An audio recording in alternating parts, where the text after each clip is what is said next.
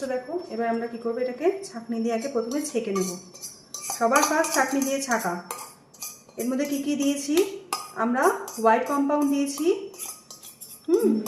মোটামুটি 1/4 কাপের মতন হোয়াইট কম্পাউন্ড। তার সাথে দিয়ে দিয়েছি দুধ দিয়েছি আমরা 2 টেবিল চামচের মতন দুধ দিয়েছি। তার সাথে 1 টেবিল চামচ আমরা দিয়েছি নিউট্রাল জেল, 1 টেবিল চামচ হুইপিং ক্রিম দিয়ে আমরা এটাকে গরম করে নিয়েছি। দেন এটাকে ছাঁকনি দিয়ে ছেঁকে নিলাম। এর মধ্যে যদি এক কালার করতে চাই তাহলে আমরা যে কোনো একটা কালার এর মধ্যে এখনই মিক্স করে দেবো।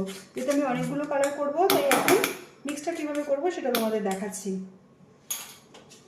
দেখো এটাতে আমরা 2 ফোঁটা গ্রিন কালার দিয়ে দিলাম, এখানে দিলাম ইয়েলো কালার, রেড কালার 2 ফোঁটা।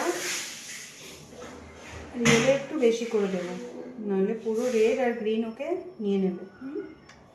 দিয়ে দিলাম 3টে কালার, টুথপিক দিয়ে না জাস্ট এরকম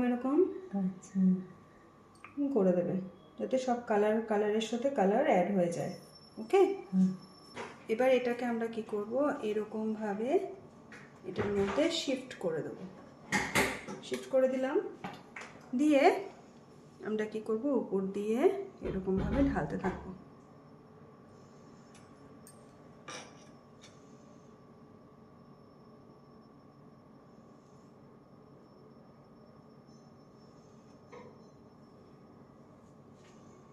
ঢালা হয়ে গেলে দেখো জাস্ট এরকম এবারের দিকে এটা করার সময় খেয়াল রাখবে যে আমাদের যাতে কেকটা যাতে একদম ঠিকঠাকভাবে সেট হয়ে থাকে।